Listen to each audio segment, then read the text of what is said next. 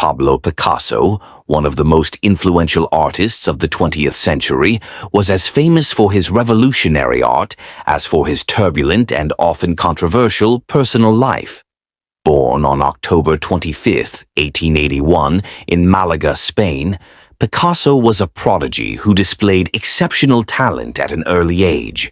His father, a painter and art teacher, recognized Pablo's potential and nurtured his abilities, leading to Picasso's enrollment in prestigious art schools.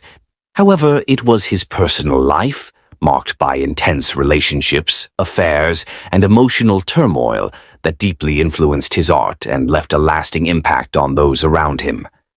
Picasso's early years were marked by a series of relocations as his family moved from Malaga to La Coruña and eventually to Barcelona. It was in Barcelona, surrounded by the city's vibrant artistic community, that Picasso truly began to develop his unique style. At 16, he enrolled at the prestigious Royal Academy of San Fernando in Madrid, but found the traditional teaching methods stifling. Dissatisfied with the academic approach, he frequented cafes and mingled with other avant-garde artists and intellectuals, marking the beginning of his rebellion against conventional art. In 1899, Picasso met and fell in love with a young woman named Fernande Olivier. Fernande was a French artist's model, and her relationship with Picasso was intense, passionate, and deeply influential on his work. Their romance coincided with Picasso's Rose period, characterized by warmer tones and subjects drawn from circus life, reflecting the happiness and emotional warmth he felt during this time. However, their relationship was also tumultuous, with frequent arguments and separations, which foreshadowed Picasso's pattern of complex and often destructive relationships with women. Picasso's relationship with Fernande ended in 1912 when he became involved with Eva Guel, whom he affectionately called Ma Jolie. Eva was different from Picasso's previous lovers, gentle, loving, and devoted. However, their relationship was tragically cut short when Eva fell ill and died of tuberculosis in 1915. Picasso was devastated by her death, which marked a period of darkness and grief in his life. After Eva's death, Picasso entered a relationship with Olga Khokhlova, a Russian ballerina whom he met during the creation of sets and costumes for Sergei Diaghilev's ballets Russes. They married in 1918, and Olga became the mother of Picasso's first son, Paolo. Olga's influence marked a shift in Picasso's work towards a more classical style, reflecting his attempt to conform to a more bourgeois lifestyle. However, Picasso soon grew restless in his marriage, chafing under the constraints of monogamy and domestic life. Their marriage began to deteriorate as Picasso embarked on an affair with a young Frenchwoman named Marie-Thérèse Walter in 1927. Marie-Thérèse was only 17 years old when they met, while Picasso was 45.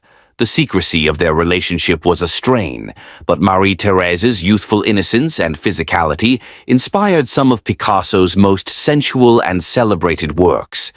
Their daughter, Maya, was born in 1935, but Picasso's relationship with Marie-Thérèse was not destined to last.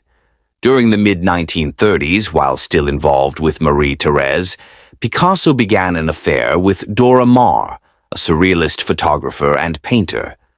Dora was the antithesis of Marie-Thérèse, intellectual, intense, and deeply involved in the political and artistic movements of the time.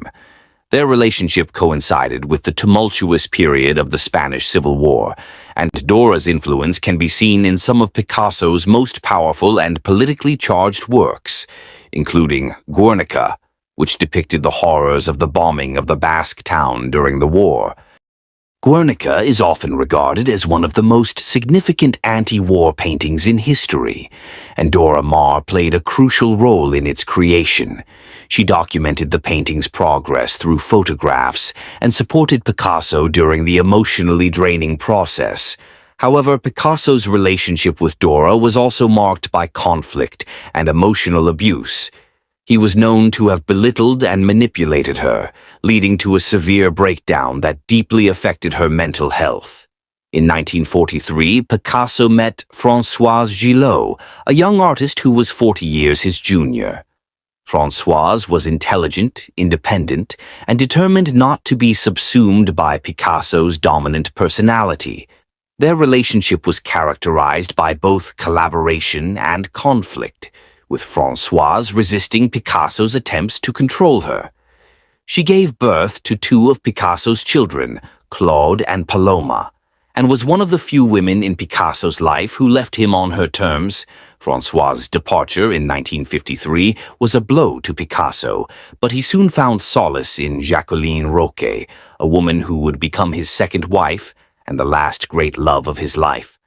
Jacqueline was devoted to Picasso, and their relationship was marked by an almost obsessive intensity. She became the subject of numerous paintings and was often depicted as a serene, almost saintly figure.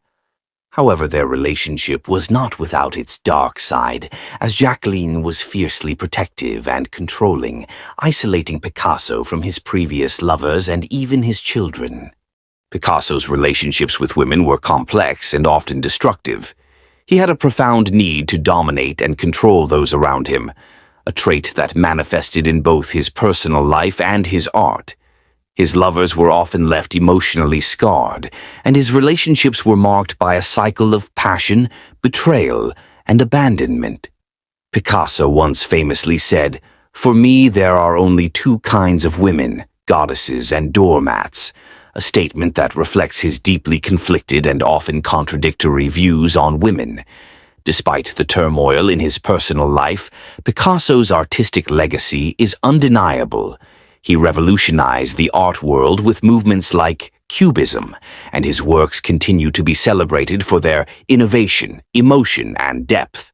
However, his treatment of the women in his life remains a controversial aspect of his legacy, raising questions about the intersection of genius and morality. Picasso died on April 8, 1973, at the age of 91. His death marked the end of an era, but his influence on art and culture continues to resonate.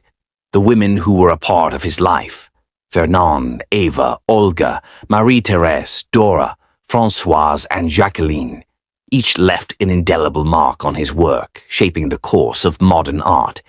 Yet their stories also serve as a reminder of the personal cost of being close to a man whose genius was as towering as it was consuming.